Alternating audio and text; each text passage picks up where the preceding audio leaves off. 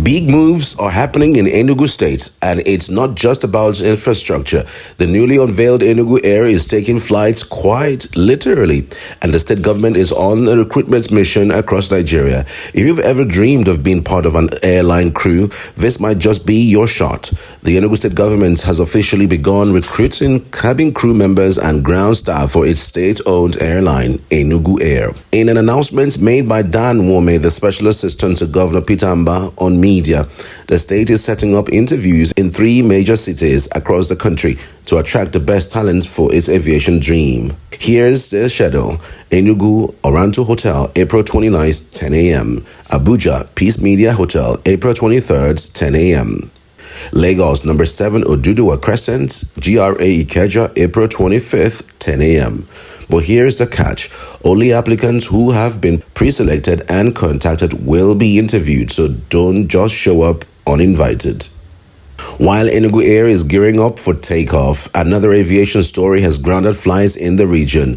The federal government has announced the temporary closure of the Akanu Ibiam International Airport in Enugu starting April 22nd to May 6, 2025. Why? A serious rupture has been discovered in a critical section of the runway, and is bad enough to halt all landings and takeoffs. Obiageli Ora, the Director of Public Affairs and Consumer Protection of FAAN, explained that the closure is a safety-first emergency move. Repairs need to happen, and fast, to avoid any aviation accidents. Both Air Peace and Akwa Ibom Air have already suspended flights to and from Enugu. Passengers are being advised to make alternative arrangements through Lagos, Abuja, or nearby airports. If you are already booked, airlines say they will be contacting affected passengers directly. Yes, it's an inconvenience, but the safety of travelers always comes first. And just so you know, FAAN admits the announcements came late, and they have sincerely apologized to all travelers and stakeholders affected by this sudden change. So it's a tale of 2 skies in Enugu right now, one preparing for the future of aviation in the state, the other undergoing urgent maintenance to ensure that future is built on a safe and solid foundation. From recruitment drives to runway repairs, this is a developing story with huge implications for air travel in Nigeria's southeast.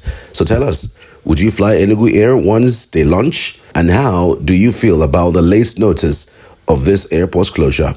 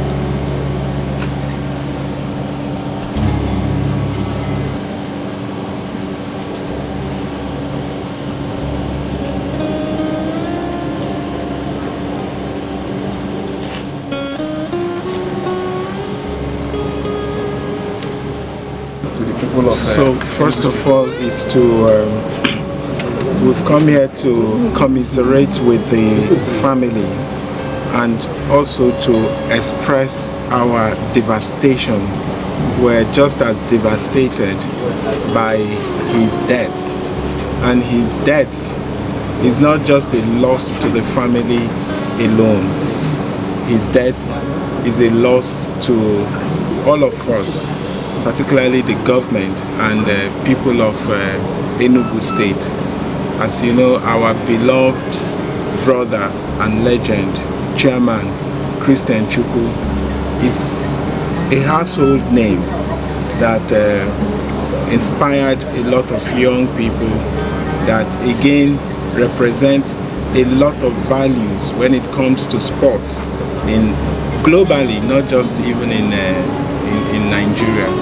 And so we're so devastated by his death, but we have also come here to assure the family that this loss is not just theirs, that this is our collective loss, and that we're going to be with them all through this period of their grief, and that we're also going to ensure that his name is immortalized. Thank you. Thank you. Okay, Francis.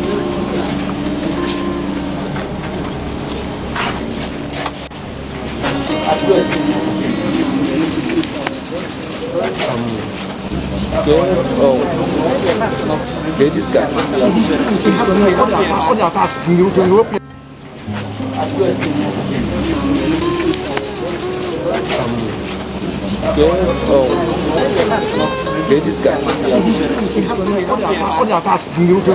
Christian Chukwu Okoro, 1951 to 2025. Affectionately known as Chairman, was a towering figure in Nigerian football, both as player and coach. His recent passing on April 12, 2025, at the age of 74, marks the end of an era for Nigerian sports. This comprehensive overview aims to celebrate his life, achievements, and enduring legacy. Born on January 4, 1951 in Enugu, Nigeria, Christian Chukwu's early life was marked by a deep passion for football. Despite initial resistance from his parents, who preferred he focus on academics, Chukwu pursued his love for the game. He attended Christ Church Primary School in Uwani and later National Secondary School in Nike, Enugu. His talents became evident during his time with the East Central State Academicals, where he led the team to a National Cup victory. And now to his playing career. Chukwu's professional football journey began with Enugu Rangers in 1972, a club he remained loyal to throughout his playing career. As a formidable defender, he captained the Nigerian national team, then known as the Green Eagles, from 1974 to 1980. Under his leadership, Nigeria clinched its first Africa Cup of Nations title in 1980, defeating Algeria 3-0 in the final. He also led the team to runner-up finishes in the 1976 and 1978 editions of the tournament. And to his coaching career, transitioning from player to coach, Chukwu took the helm at Enugu Rangers from 1982 to 1985 and again from 1986 to 1988. His coaching prowess extended beyond Nigeria. In 1998, he was appointed head coach of the Kenyan national team. Returning to Nigeria, he served as the Super Eagles head coach from 2003 to 2005, leading the team to the semi-finals of the 2004 African Cup of Nations, despite facing criticism during the 2006 World Cup qualifications phase. His contributions to Nigerian football remained significant. And now to his personal life and legacy. Beyond the pitch, Chukwu was known for his humility and dedication to family. He had 4 children and maintained a close bond with his wife, whom he credited for her understanding and patience. In 2019, he faced health challenges that required medical treatment abroad. The Nigerian Football Federation and philanthropist Femi Otedola stepped in to assist with his medical expenses, highlighting the respect he commanded nationwide. Christian Chukwu passed away on April 12, 2025 in Enugu. His death was confirmed by former teammate Segun Odegbami. Tributes poured in from across the football community, with many highlighting the void his passing leaves in Nigerian sports. Former coach Adeboyega Onigbinde described his death as unfortunate while others emphasized the significant impact he had on the development of football in Nigeria. Christian Chukwu's life story is one of dedication, resilience, and excellence. His contributions to Nigerian football, both on and off the field, have left an indelible mark that will inspire future generations. Christian Chukwu Okoro, 1951 to 2025. Affectionately known as Chairman, was a towering figure in Nigerian football, both as player and coach. His recent passing on April 12, 2025, at the age of 74, marks the end of an era for Nigerian sports. This comprehensive overview aims to celebrate his life, achievements, and enduring legacy. Born on January 4, 1951 in Enugu, Nigeria, Christian Chukwu's early life was marked by a deep passion for football. Despite initial resistance from his parents, who preferred he focus on academics, Chukwu pursued his love for the game. He attended Christ Church Primary School in Nuwani and later National Secondary School in Nike, Enugu. His talents became evident during his time with the East Central State Academicals, where he led the team to a National Cup victory. And now to his playing career. Chukwu's professional football journey began with Enugu Rangers in 1972, a club he remained loyal to throughout his playing career. As a formidable defender, he captained the Nigerian national team, then known as the Green Eagles, from 1974 to 1980. Under his leadership, Nigeria clinched its first Africa Cup of Nations title in 1980, defeating Algeria 3-0 in the final. He also led the team to runner-up finishes in the 1976 and 1978 editions of the tournament. And to his coaching career, transitioning from player to coach, Chukwu took the helm at Enugu Rangers from 1982 to 1985 and again from 1986 to 1988. His coaching prowess extended beyond Nigeria. In 1998, he was appointed head coach of the Kenyan national team. Returning to Nigeria, he served as the Super Eagles head coach from 2003 to 2005, leading the team to the semi-finals of the 2004 African Cup of Nations, despite facing criticism during the 2006 World Cup qualifications phase. His contributions to Nigerian football remained significant. And now to his personal life and legacy. Beyond the pitch, Chukwu was known for his humility and dedication to family. He had 4 children and maintained a close bond with his wife, whom he credited for her understanding and patience. In 2019, he faced health challenges that required medical treatment abroad. The Nigerian Football Federation and philanthropist Femi Otedola stepped in to assist with his medical expenses, highlighting the respect he commanded nationwide. Christian Chukwu passed away on April 12, 2025 in Enugu. His death was confirmed by former teammate Segun Odegbami. Tributes poured in from across the football community, with many highlighting the void his passing leaves in Nigerian sports. Former coach Adeboyega Onigbinde described his death as unfortunate, while others emphasized the significant impact he had on the development of football in Nigeria. Christian Chukwu's life story is one of dedication, resilience, and excellence. His contributions to Nigerian football, both on and off the field, have left an indelible mark that will inspire future generations. Hi everybody, good morning, hope you're good out there. So let's go straight into it. For those who have been asking, why did the government of Enugu State not patronize Innoson Motors with the purchase of the CNG powered buses? Enugu State Governor Dr. Peter Mbah has finally addressed the burning question on many lips: why the state government didn't purchase compressed natural gas CNG buses from Innoson Vehicle Manufacturer and Ibiam, Nigeria's homegrown automobile company based in Nnewi.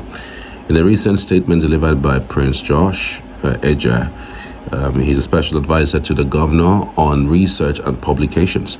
The governor emphasized that governance is not just about patronage, but about getting the best value for the people.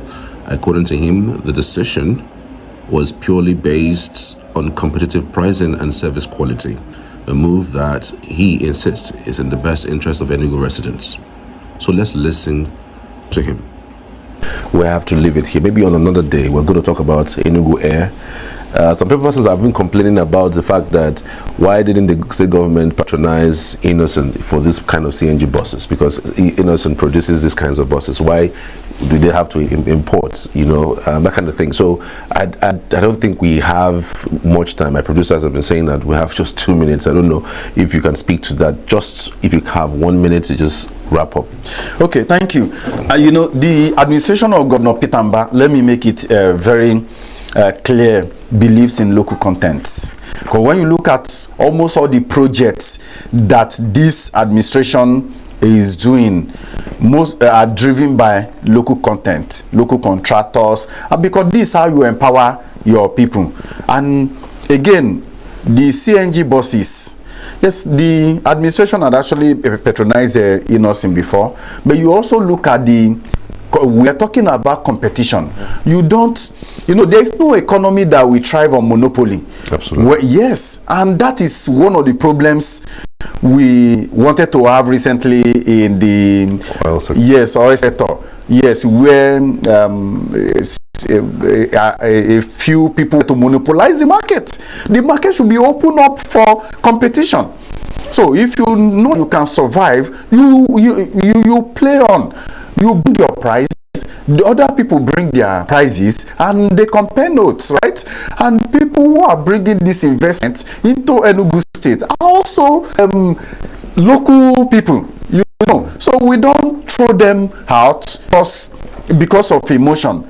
The state has patronized Innoson and also patronizing other people. People who are working with these buses are our people, right? Absolutely. So they are our people. We also have to patronize them if their prices are good, and if they give us offer that you don't say maybe you are selling 1 million naira and we are getting 200,000 naira.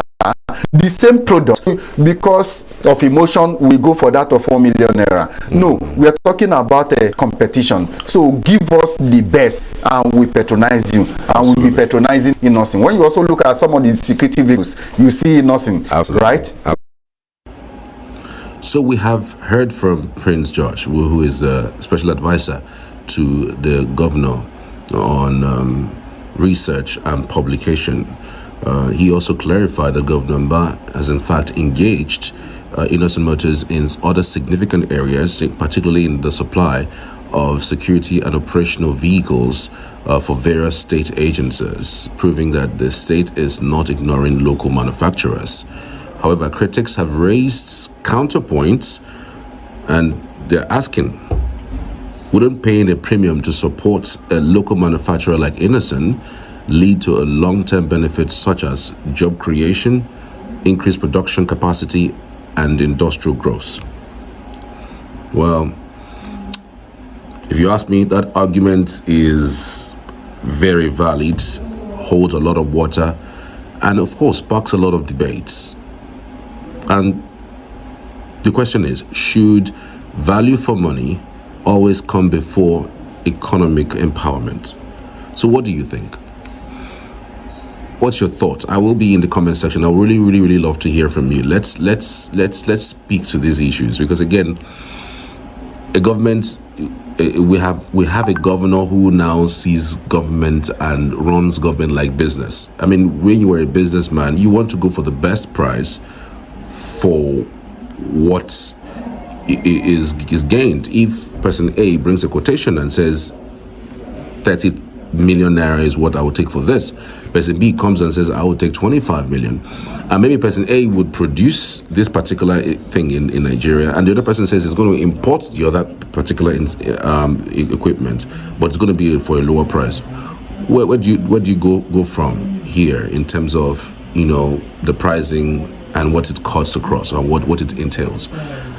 So what do you think? And then other people will argue that, look, even if you pay more, all right, if you pay more to a local manufacturer, you are increasing their capacity. You're also helping them grow their business, and beyond that, you're also keeping money here. We've always cried about spending monies and making other people's countries better than ours by paying premium, paying a lot of monies to foreign companies, and thereby sending jobs there. Whereas we have companies here who can do the same thing.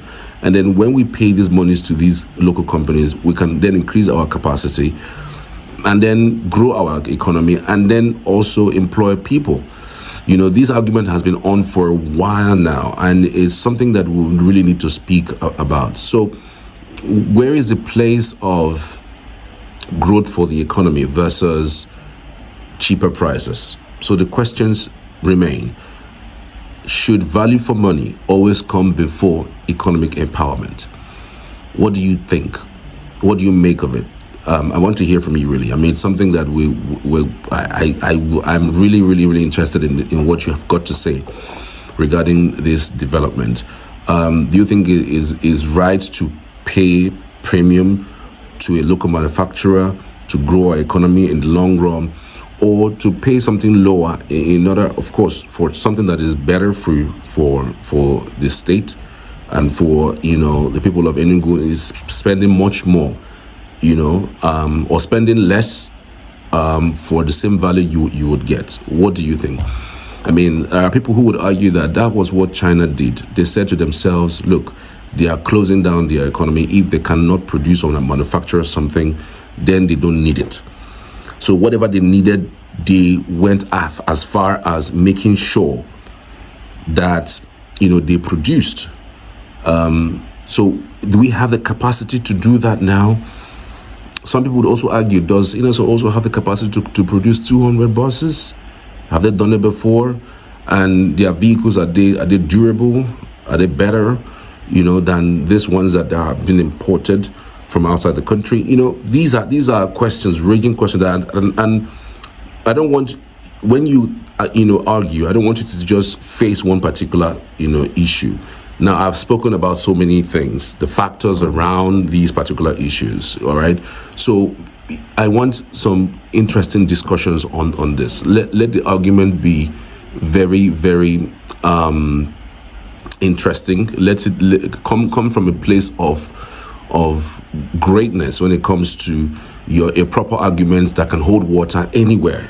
All right, I would love to have those discussions and those arguments right on the comment section. I'd love to hear from you on the next one. All right, see you later.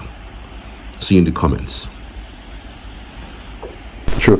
So the next phase of this discussion would be about the fear that comes with these 300 buses that will be eventually get on the road. Because again, I know since it's going to be cheaper, what we have in terms of other transportation means, the minibuses, the keke, run on fuel. So people are scared that they're going to lose jobs. There are also rumors about the banning of these vehicles from our city. Maybe some say they will be restricted to some areas. So is the government also looking in that direction? If people who know that the buses are cheap and then they follow the buses, it means that the guys who drive on mini buses and keke will be totally be out of jobs. Thank you for this question. Let me reassure the people of Enugu State that nobody is going to lose any job, but an economy thrives on competition, right? An economy thrives on competition. So any economy that does not compete internally, we soon witness entropy, implosion. So, and you know what, like I said earlier, what this administration is doing is for the people of Enugu State. The people of Enugu State gave their mandate to Governor Peter Mbah, and Governor Peter Mbah is only answerable to them by making their day-to-day living meaningful, affordable, raising their standard of living, you know. So, and again, it's just like when the governor commissioned in, I think, November 25, 2023, when the governor commissioned the water program or water project at 9th Mile, the state started producing 120 million liters a day. So most of these tanker drivers were, you know, afraid about losing their jobs, and governor said no, that none of them was going to lose their job. They should have to be creative. They should have to think outside the box. So, and that is the messaging to this keke riders and bus drivers that depend on fuel. You know, they have to think creatively and think outside the box. The joy of every thriving economy is a competition. So nobody is going to be. And again, let me also say this. You know, the governor is trying to create jobs. So you won't see maybe the governor trying to create job and at the same time trying to push other people out of. No. Want to create enough job, even get more people coming to Enugu to come and take job. Now, remember that we still have more employment to be made, right? Because the 260 smart schools in the state, they will also have these CNG buses. Oh, yes, really? That is the plan of the governor. In fact, if you get to the pilot the Owo campus of this smart green school, you see that it has, I think, 1 or 2 coasters, you know, for the school. So the governor has a huge plan for education, and some drivers who feel that they are no longer, they are becoming redundant, maybe because of the transport structure, the affordability of the CNG buses, can be trained and absorbed into the system. And again, the over 2,000 taxis that are going to be rolled out. Oh, really? Also, yes. 2,000 taxes? Over that. Oh. The governor has promised that taxis are coming to, I don't know, there is this electric vehicle trending recently. Yes. Actually, people have been trending that about, so it's just an insight of what is going to happen. So more jobs, thousands of jobs are going to be created. So they don't need to be afraid. You know, they don't need to be afraid of anything. Okay, so is it true that keke and minibuses will be banned eventually? No, keke and minibuses are not going to be. In fact, there is no plan to ban keke and mini buses by the state government. Okay. But again, you know, the government is remodeling and restructuring the transport sector.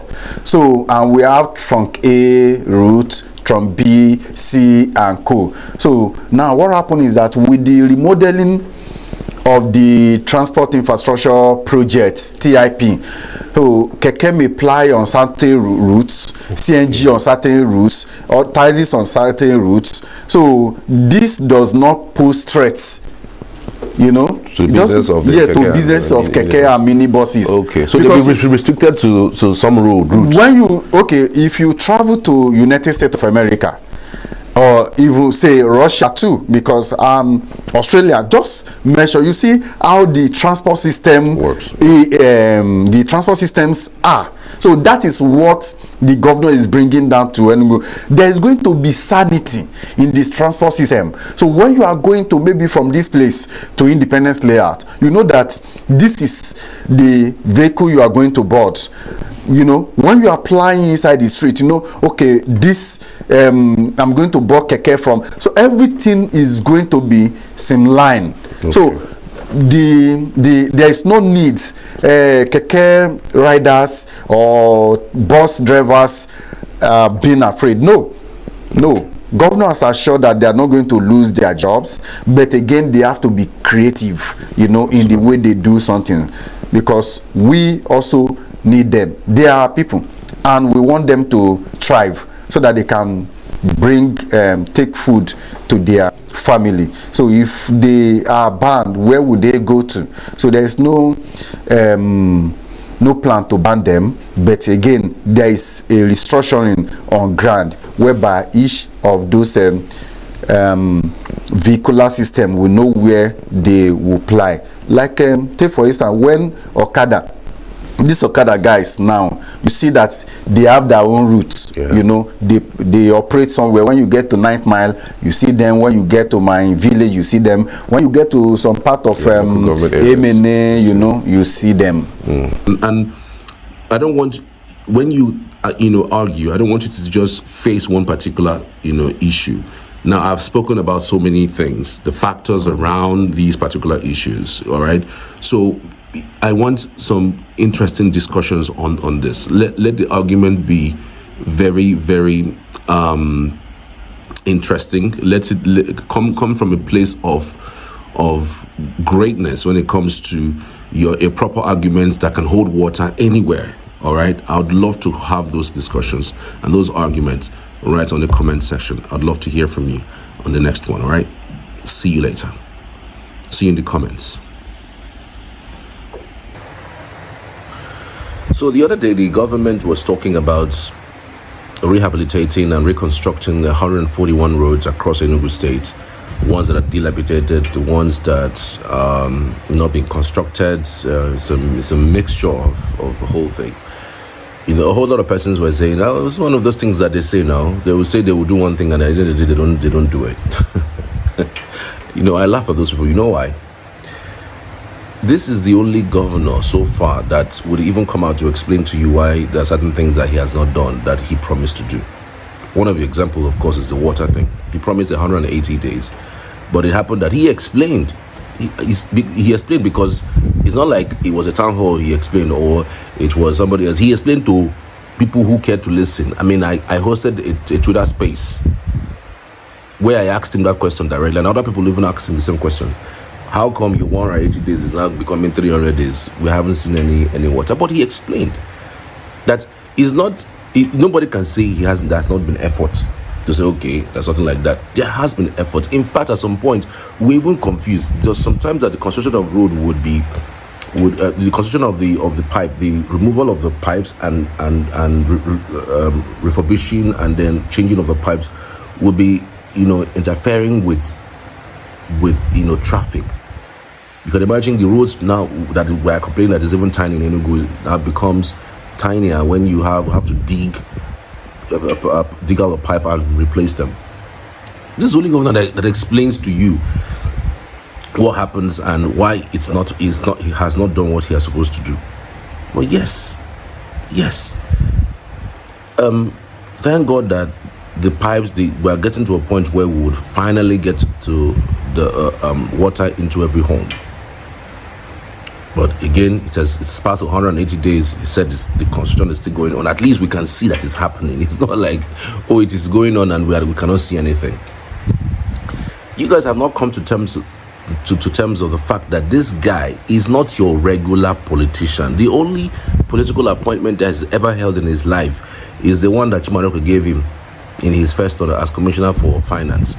After that, he went away and established his own business, and he has been tremendously successful in business. I mean, for somebody to be a CEO of Pinnacle Oil, what do you think they gave you to find? He like money na water. He is the actual money na water. So when it comes to say somebody stealing money and not using it to do it, I mean, it's neither here nor there. You can't place it anywhere. But at least we are seeing what he's doing now. For somebody who has been an accomplished businessman, who has grown a business from zero to multi-billion dollars that it is today, and he finds himself in government, just look at what he's doing. Is it possible to find these kinds of people across board who are not the regular politician? Yes, they may have had some stints with government from here and there, but their background, what they have done for themselves in terms of business, running their own business, and accomplished businessmen, can we be looking towards that direction in getting them to rule over us as government, either as state government or federal government, as the case may be? And when I mean proven, no, you can go and point at this particular business, he grew it from here to here. Can we have those kinds of people? Those are the kind of people that we should be looking out for. But again, back to the topic. This 141 roads, we are constructing and reconstructing, rehabilitating 141 roads. And he thought about the fact that for us to be able to achieve all of this construction and reconstruction of roads across board, we should have an asphalt company. An asphalt company that would produce, this asphalt that is the critical, component in the establishment and construction of roads. And he went on and constructed it. I know there were criticism at the time, and why are you establishing a construction company owned by the state government? And it is now showing that it was very necessary. If there is a company that constructs roads, if you engage a company that constructs roads, you know that they have to produce, they have to engage, some of these companies in order to produce asphalt for them to construct the roads. And so because of that, the price of the road construction goes high. Say for instance, if a road construction of 2 kilometers is like 30 million naira,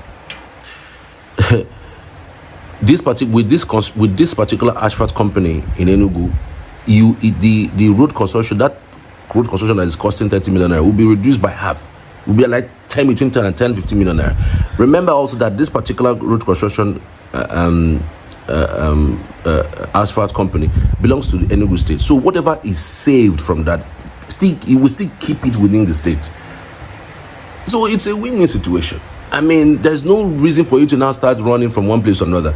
I want to go and get asphalt, or we don't have what it takes to do asphalt. Because of that, you have to now increase the price of the construction of the road. In fact, I even heard other states are even coming into Enugu to get asphalt from that particular place. Other state governors are coming into the state to get those asphalt in order for them to construct their own roads, because it's cheaper than telling a company to go ahead.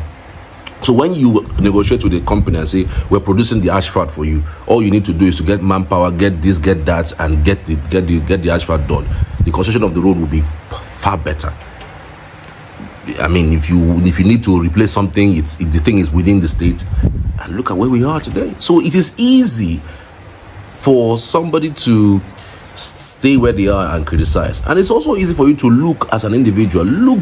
Just look beyond the headlines. So look beyond what people are telling you. Look beyond what opposition is saying. Look beyond what anybody is saying. I mean, these days we've seen that opposition, has been dwindled by the recent movement and moves that the PDP is making in the state. So let's listen to what the governor said on the day he was inaugurating that asphalt company. Let's listen to him and clearly listen to what he says. I'll be back after this. Our infrastructure in Enugu State is world class. We understand that investment will come, investors will come, but only to the extent that we enable it as government. So ours is to have a government-enabled but private sector-driven economy. And that's why we're going the extra mile to enable that environment. But most importantly, to also help the private sector de-risk the investment flow to our state. It's not just production of asphalt where we have to buy the inputs. We're also, in a few days from now, we're also going to be inaugurating a plant where we're going to be mining and crushing the stones that we need to feed this plant. So we're going to have everything in Enugu localized. We're also blessed with bitumen. So we're not going to go too far to procure our bitumen. It is our hope that we're going to start the exploration of our bitumen in the state. So in a few years' time, we're going to be able to also produce the bitumen that we'll use to feed these plants. Now, the governor knew what that asphalt company would do. I mean, kissing bad road goodbye with that construction is key to his project, is key to what he wants to do. And so we also had the lead engineer speak about what the asphalt is doing in terms of what it churns out every day and every second, every moment that it's put into work. Listen to this. The production time for a ton of asphalt in this asphalt plant is 23 seconds, meaning that in 45 seconds it can drop 2 tons of asphalt. The process starts from the hot elevator to the screen, and the screen is what makes it unique. The screen is where the materials, if you are doing a wearing course or you're doing a binder, that's where the separation is being done, the one up there. Then from the screen to the beam, the collector, then the mixer where bitumen is added, and within 5 seconds, the jaw opens and it drops the asphalt. It's highly automated. It's not only capable of handling large-scale projects, but it's also incredibly efficient and cost-effective. Amen. So now, we have not seen how important that asphalt company is and that establishment of that particular asphalt company is to the Enugu State as it relates to construction of roads. So when a governor says, like Peter Mbah says, I'm going to construct 10,000 kilometers of road, believe him. Believe him, because I mean we have everything within the state to construct it. What is that? All he needs to do is probably just engage more manpower, increase the capacity of the asphalt production company, and enter roads and clear out everywhere. Haven't you seen the speed at which some of these roads are being constructed? Haven't you seen the speed? I mean, sometimes I wonder, are you sure this road, is not done by spirits? He uses this speed. There's a kind of speed he uses. Before you know it, but they're clearing your road. The next thing they just see they're doing some quota. The next thing they have done the needful. I'm just wary about the fact that it's a rainy season. When rain falls this way, I mean, it truncates a lot of things. It stops a lot of things from happening. I've seen their equipment almost every part of Enugu State. I've seen their equipment around Tinker's Corner. Some places I have already been paved, to be asphalted very soon in Tinker's Corner. I was shocked when I even saw it. I have seen their equipment at New Haven. I've also seen their equipment around the Transekulu axis. I know there's a complaint, very huge complaint about Transekulu axis. I'm talking about the Tipa garage area, the School of Dental axis. That road, looks bad. It's been bad for a long time, and I'm sure that particular road is one of the 141 inner city road that has been earmarked for reconstruction. So I would leave you with this particular video of some residents speaking largely about the fun and the relief in the construction of their roads done by Peter Mbah. I think one of them was very profound about what he was saying, that landlords, because of the construction of the road, might now start looking at increasing the price for rents. I mean, this is actually what happens with the rent increase across Enugu. Rent increase have shot up more than double, in the past year, because of the fact that the designation of some areas are as urban areas across Enugu State that was once hitherto called rural areas. So when you have those places designated as urban areas, roads go there, street lights go there, water amenities go there.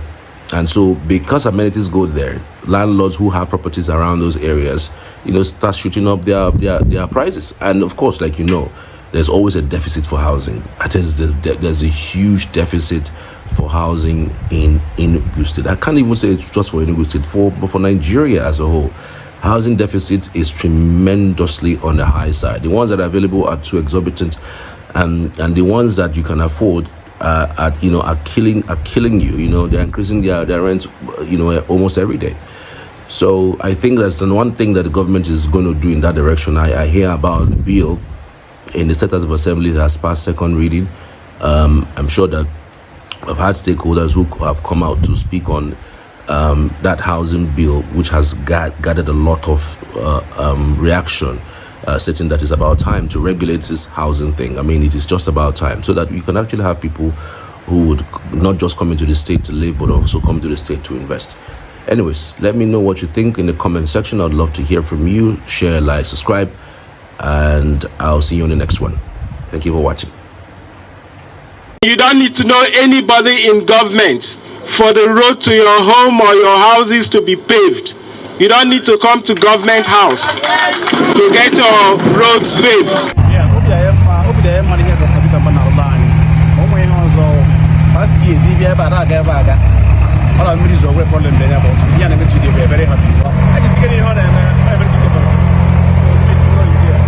We are thanking God for bringing somebody like that to us.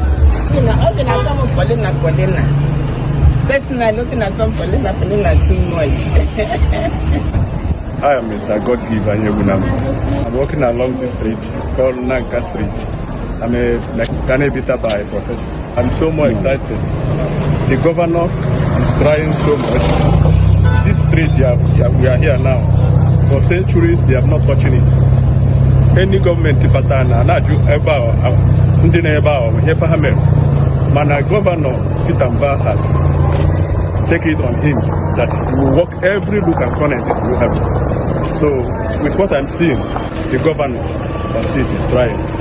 And I pray that God will lead him for more tenure to achieve all his aim concerning Enugu State. I'm begging the landlords because after this now, I know they will increase their house rents. They should allow us to enjoy the good things the governor has, bring to this side of New Haven extension. For the tenants to enjoy before I know they will increase, but I'm begging them not now. In the bustling city of Enugu, something remarkable is happening. Where once stood broken benches, rusted swings and abandoned walkways, now stand vibrant, world-class recreational parks, alive with energy, laughter, and renewed hope. At the helm of his transformation is Governor Peter Mbah, whose bold vision for Enugu State is fast becoming a reality. From Enugu Park in Kolkam to the once forgotten corners of Ngo, Wani, and New Haven, these parks are no longer relics of forgotten past. They are symbols of a brighter, healthier future. Football pitches, swimming pools, basketball and tennis courts, children's playgrounds, and game arcades, all built not just as amenities, but as a commitment to the well-being of the people. This is more than just a makeover. This is a movement, a rebirth of Enugu's public life, one park at a time. Stay with us as we take you on a tour of these stunning transformations and show you why Enugu is fast becoming a model city in Nigeria. In the heart of Enugu City, a quiet transformation is unfolding, one that speaks to hope, renewal, and a bold vision for the future. Once forgotten and overtaken by time and neglect, the recreation parks that dotted the city's landscape, cracked pavements, broken benches, rusty swings, and overgrown weeds, are now rising from the ashes of disrepair. At the center of this rebirth is Governor Peter Mbah, a man determined to redefine public spaces and breathe new life into the soul of the city.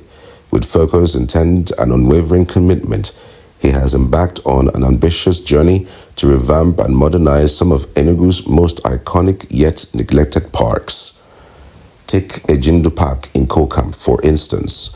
Once a dusty, deserted expanse, today it hums with the sound of possibility. Football pitches now stretch wide across freshly leveled ground, inviting young talent to play. Not far from there, the rhythmic splash of water from newly built swimming pools echoes a promise of joy and leisure for families and children alike. Ngo Park, long overlooked, is now home to world-class basketball courts and lawn tennis arenas that bring the spirit of competition back to the people. Meanwhile, at Eze Park in Wani, vibrant murals now color the walkways, and sleek game arcades draw crowds of energetic youths eager to unwind and reconnect. And then there is Naju Park in New Haven. Once a ghost of its former self, now stands as a symbol of Governor Mbah's mission. A space transformed, buzzing with laughter from children's recreational facilities, the bounce of basketballs, the cheer of football fans, and the relaxing calm of landscape gardens that invites reflection. This is more than a renovation project, it's a deliberate reinvestment in the people. Governor Mbah's vision is restoring more than structures. He's restoring communities, well-being, and pride. In a time when many Nigerian cities are losing touch with the value of public spaces, Enugu is setting a new standard where parks are not only places of play but pillars of urban revival. So when next you walk through the newly reborn parks of Enugu, remember, it It's not just concrete and turf.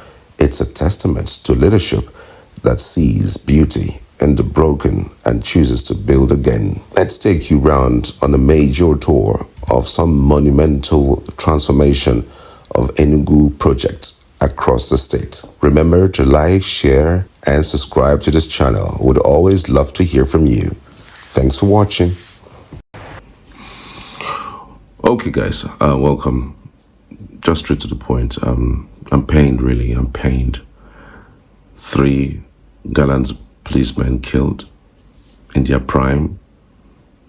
What? For just adorning the attire of the police, of the Nigerian police. It's sad. It's really, really sad. And it's painful that one of the policemen that was killed has been identified as actually someone who even lived in the community. It's painful because I don't want to believe that this is the Igbo land that we want. This is the Igbo land that we crave.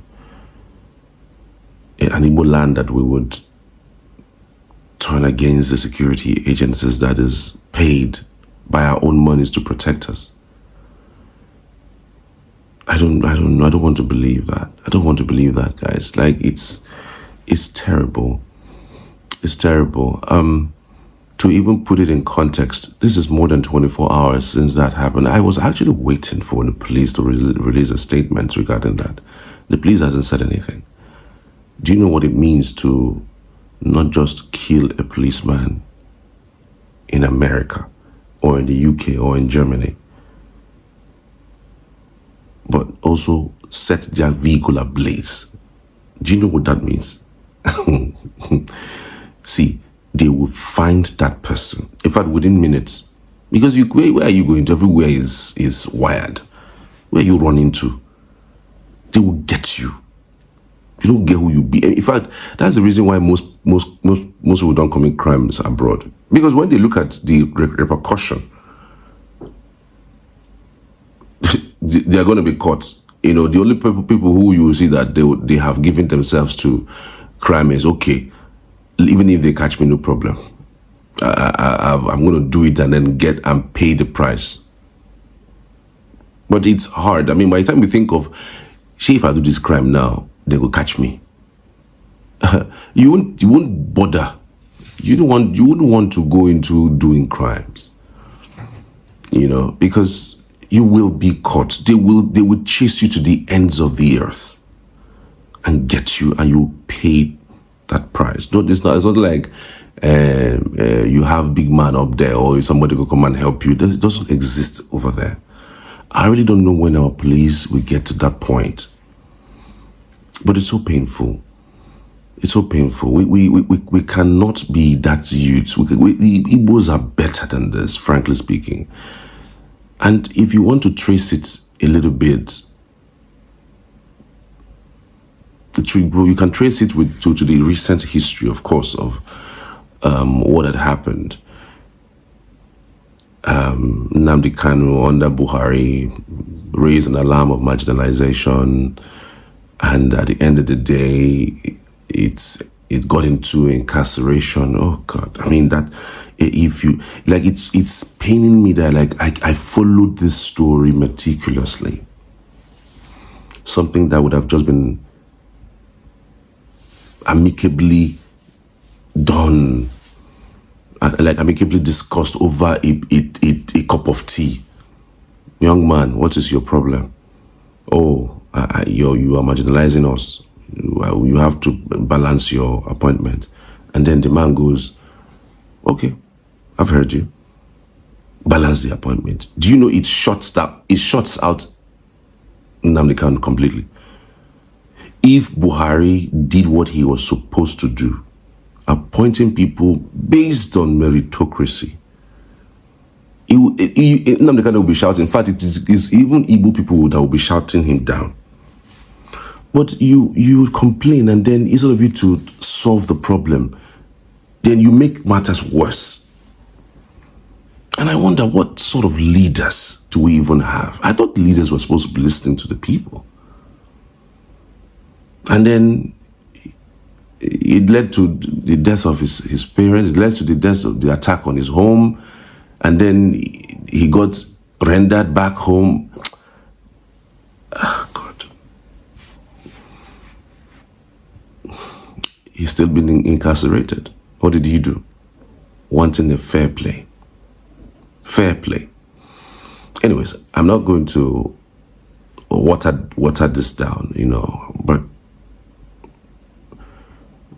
Simon Ekpa came after he was incarcerated and said he's a leader, and then we know how these instructions can go. We've seen how they give instructions from wherever they are, and then people start making threats and start even taking out, the instructions that they have given. But this time around, nobody's giving any instruction, at least.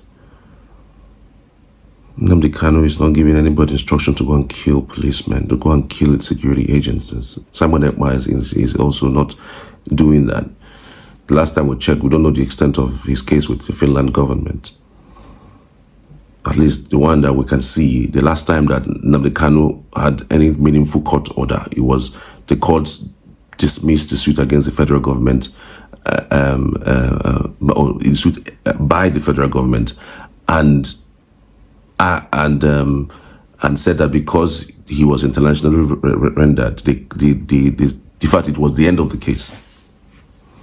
But the government of Nigeria said no, it's not going to happen.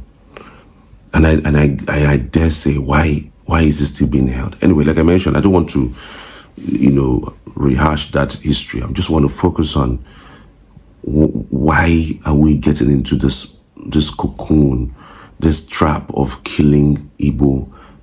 I mean, killing ourselves, killing policemen that has been paid to protect us. Why? On what basis are we doing that? What is the catch? What is the idea around it? Okay, you kill a policeman of Igbo origin, your brother, that you are championing a cause. Make it make sense for me. I would never make any sense out of this thing. I'll never make sense. I mean, somebody will say, okay, we want to do it in solidarity with our brothers in terms of the sitting at home move. No problem. Sitting at home, no problem. You're not hampering anybody. You're just sitting at home. It's on your own. It's on you. But killing somebody else, what is it? What for? This person has a kid, has a family, has a wife probably, gone out that day, hoping to come back, only to be met by killings. It's unfortunate, really. It's saddening. So I and my team, we were able to speak to a few persons. We spoke to the chairman, not the chairman now, local government chairman, that's Greg Anyebudike. He gave us a lowdown of what had happened. We also spoke to His Royal Highness Igwe of Odoachi. He spoke to us, of course, about this incident, and he gave us an update on what has happened. But it's still, I'm going to play back their interview that we have had with them. But I also wanted to say that it's painful that up until this moment, I don't know. The police hasn't released a statement. It's curious. I'm really I'm stunned by it, and that's the reason why, if you watch, the story isn't that much across board in terms of when something happens, stories go wild. Why is the police not releasing a statement 24 hours after this particular incident for an incident like this? I'm really, really curious. I'm stunned, really. Whether they want to live in self-denial or what. I mean, sometimes the acceptance of something that's happened is the beginning of solving it. If you do not, assume responsibility by acknowledging that something has happened, you would most likely lose touch as to how to solve it. I really don't know. And lately, I've seen the police statements in the past few weeks, denying, all the statement that I'm seeing is just denying this happened, denying that happened, denying this happened. And if it was not videos that are going around online, and our colleagues who went to that spot, I'm sure they probably may have denied this particular one too. But I don't know. Should we be now scared of the police hierarchy too? That these kinds of things will happen instead of talking to citizens, warning citizens, and even an opportunity to even educate citizens about the happenings around them. Then we don't give any statement, we don't put out any statement, we don't say anything to the public. And then when the wrong things fly out, you start denying that what the story said is a lie. So why don't you tell us what the truth is before the lies start filtering? So let's listen to, first the chairman of OG River, his account of that matter. Apparently, his account might be a little bit different from what we saw on the ground. And then thereafter, I would also listen to the Igwe of Odoachi, and I would also like you to drop your comment and tell us what you think we can do in terms of security about this incessant killing of policemen, or law enforcement agents. I know that the police also have their own issues, no doubt. The police also have their own issues, and I also think to myself, why would you be at a checkpoint and every one of you will be at the checkpoint? If you have 4 persons, for instance, at least 2 should be inside, like far away from the checkpoint, and monitoring what's going on, and 2 will be on the ground. And I heard that that incident happened on AK Market Day, the day of their market. And so, of course, you know how busy the road will be at that time. So I'm just stunned that all 3 of them will be killed there and then without any resistance of some sort. I don't know. Is there a way that the police can even change their modus operandi if they must do a checkpoint, so that somebody can live to tell the story? It's nearly impossible to think that somebody like a non-state actor would approach a checkpoint and open fire and all policemen gone without 1 or 2 at least even shooting by, resistance at least. So it's just terrible. It's just terrible. Let me know what you think. I'd love to hear from you, and if there are solutions that you can prefer, just let me know in the comment section. I'd love to hear from you.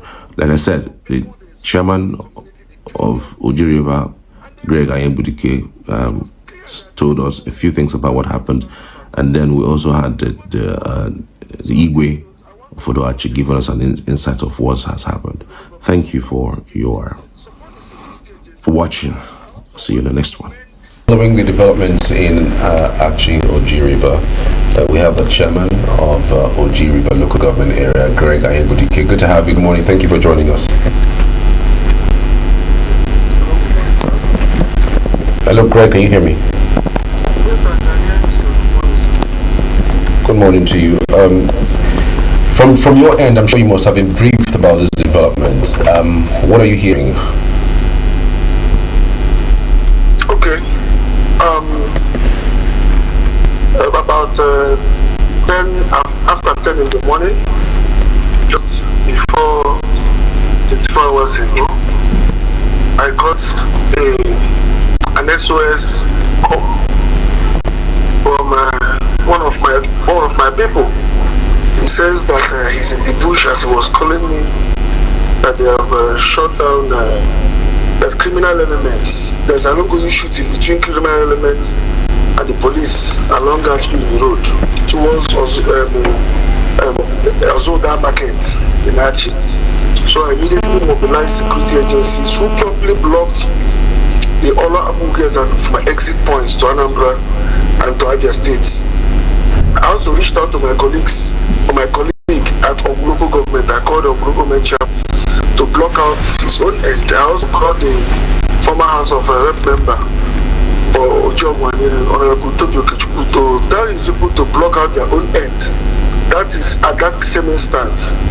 Surprisingly, the criminals gunned down 2 officers of the police and also inflamed the patrol vehicle and then made a way through that Umako road. It's quite unfortunate that they could escape to an unknown hideout, but I'm very certain that with the details available to the security agencies, they will surely be apprehended. On our part, we have never left any stone unturned to ensure the security of lives and property in Oju. It's on record that many of our security agents are continuing to sacrifice a lot in Oju. The results have been relatively above board before yesterday's sad descent. But I'm very sure of more efforts as I will continue to strengthen our security network and operations in Oju. I personally want to reassure us that I'm very open for useful information, suggestion and inputs toward the security of Oju. I will expand the information system already in place as to fast track the immediate apprehension of all criminal elements in Oju. And on this note also, I want to appeal to my brothers and sisters that it be known that every concerned Oju man and woman, that security remains every man's business. Failure to relate information to rightful agents may further deteriorate the peace we have been enjoying in Oju since I came in as the chairman of the local government. It beats my imagination when we start getting information that some people saw some men 2 days ago within the vicinity. They didn't know them. They know that they are foreign bodies within our vicinity, and they didn't talk about it. They didn't inform anybody, only to say, we saw them after this incident has happened. So upon this, I'm appealing to everybody to provide this information and as promptly as possible. These criminals are not ghosts, and we must cooperate to eradicate them from our society. Well, again, something very sad happened yesterday too. Rather than supporting and helping people, because some of the videos trending showed that the vehicle just started burning. If people were a bit proactive, they would have offed that fire. And again, even some of them were saying that one of the men was still breathing. But instead of taking to help these people, they took to social media and was snapping and sharing and talking without helping anybody. For us, it is not good. Rushing and becoming proactive can curtail such things from happening. On the part of my administration, we have done a lot more will be done from now, as we're already taking more drastic measures to prevent the recurrence of such events in Oju. I sincerely condole with the Nigerian Police Force, as well as the immediate families of the officers who paid the supreme price yesterday. I wish they survived this. I bring greater condolence to Oju security family, because we work very closely with all the security agents in Oju, and it's a big thing for us. Let us, as much as possible, be vigilant. Security is everybody's business. Unfortunately, this has happened again. Yesterday, we made useful discoveries that could lead us to the people that have done this, and I'm sure the security agencies are on the track of these people as we speak. So please let us know that this is like an isolated incident in Oji. It has not happened like this for a long time. And again, what I noticed is that because there was relative peace in Oji for a long time, a lot of people relaxed.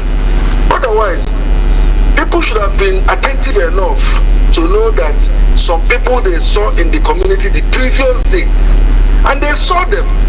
It was clear that these people we are seeing are not members of our community, but nobody reported. So on this note, I want to implore everybody to support the local government, support the state, support the security agencies. I also want to commend the Enugu State government for the quick and rapid response, because almost all the security agencies were in OG within a twinkle of an eye.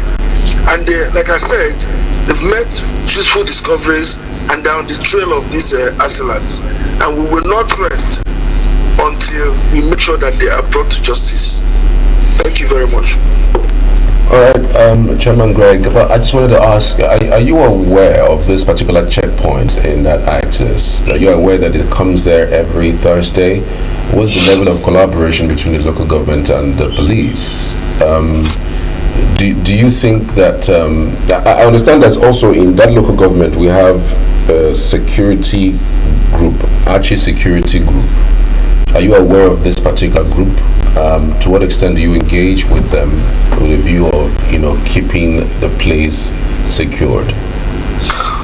Thank you very much. When I spoke here, I said I condole the entire Oji River security family.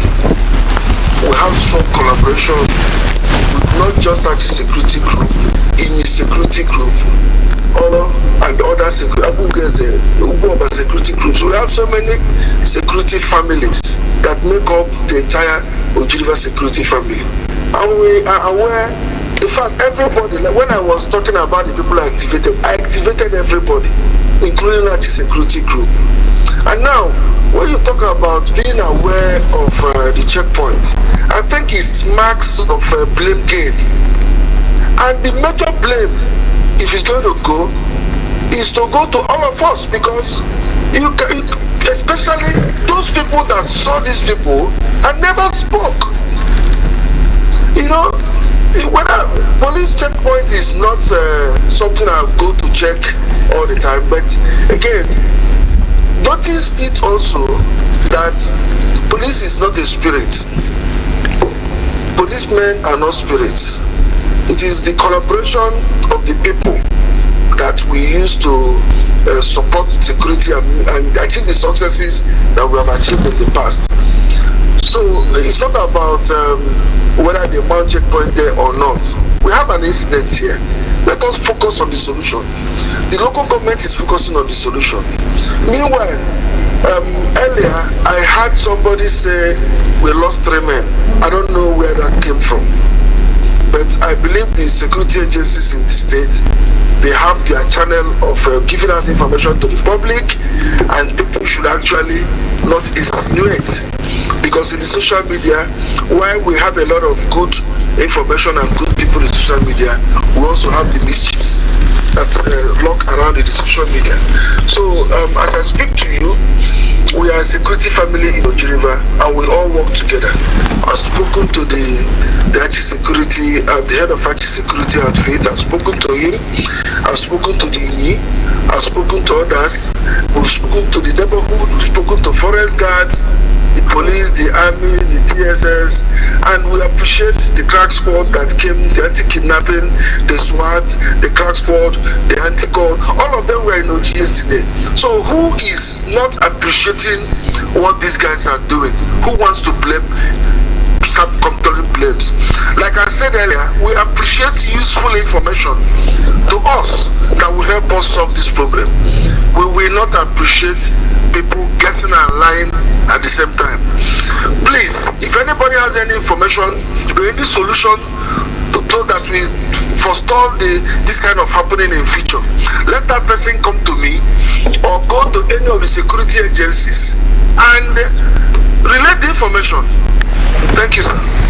All right, Craig, thank you so much for your time. But just to mention that the report out there says that there was one person who was in the vehicle that was burnt, and then there were other two policemen who were also killed. So I don't know, what the information you have is it not the same thing? Is there something different?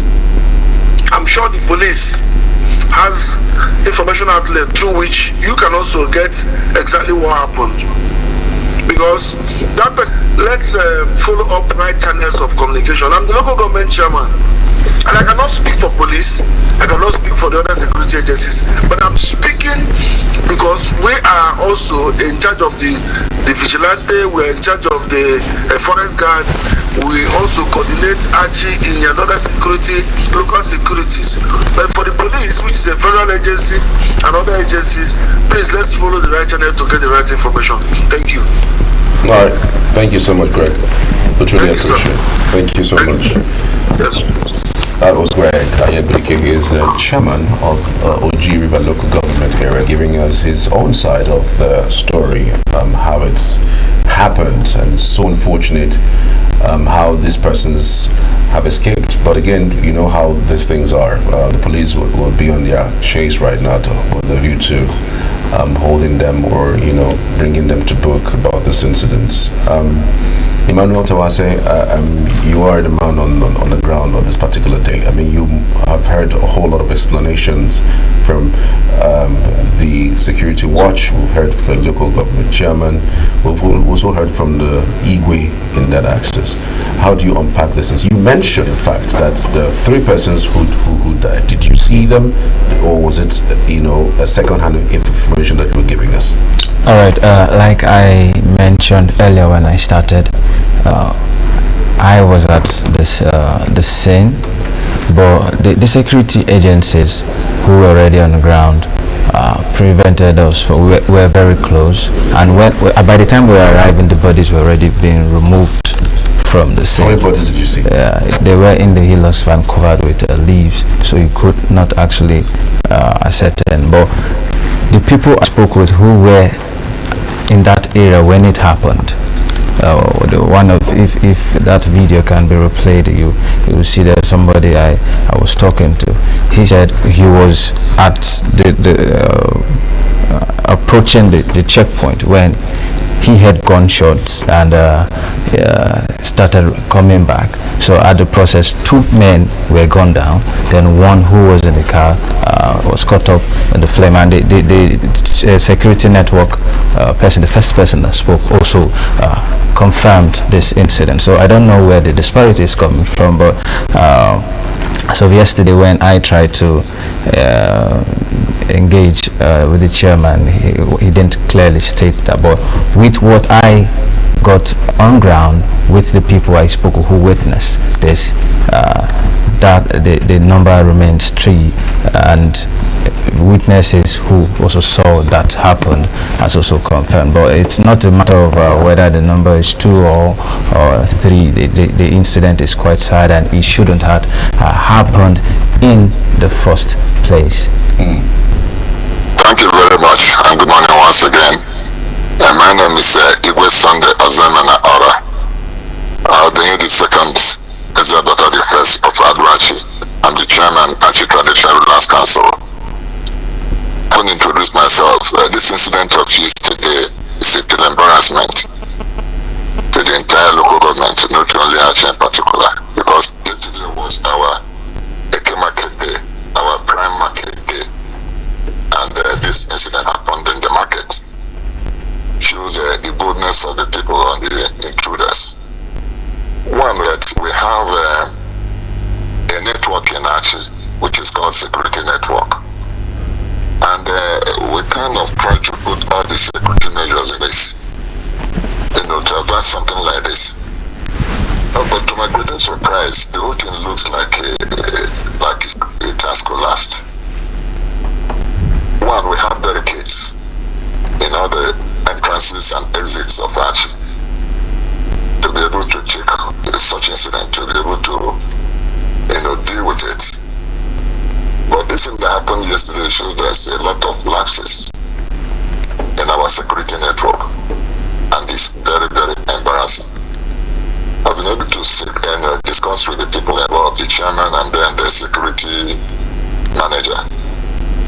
And I think we need to go back to the table to see how we can be able to restructure our security. Because what we are seeing today is very, very, very, very embarrassing. I must tell you this. Yesterday I was in Enugu. I have to rush back home because I don't know how I can be in Enugu and this kind of thing is happening in Achi. I have to come back to Achi very late yesterday. So that is the situation. We are going back. We are trying to see how we can restructure our security architecture to make sure that this kind of incident doesn't happen again. And again, let me not blame anybody for this. For this issue of taking tolls on the road, most often by the security agency, is never the best. Because if we were to be at alert when this thing happens, I don't think we'll have all this kind of casualty. But because they are there, I don't know what they're really doing there. Stopping all these other people and doing one kind of thing or the other. It's not the best, even if you want to do certain things like which is not okay. You don't do it within such environment where you have all kind of people, traffic and human traffic and other traffics. Don't forget to like, share, and hit that subscribe button for more updates and all the major stories shaping our future. This is Cheezy Media Empire, bringing you the news behind the headlines.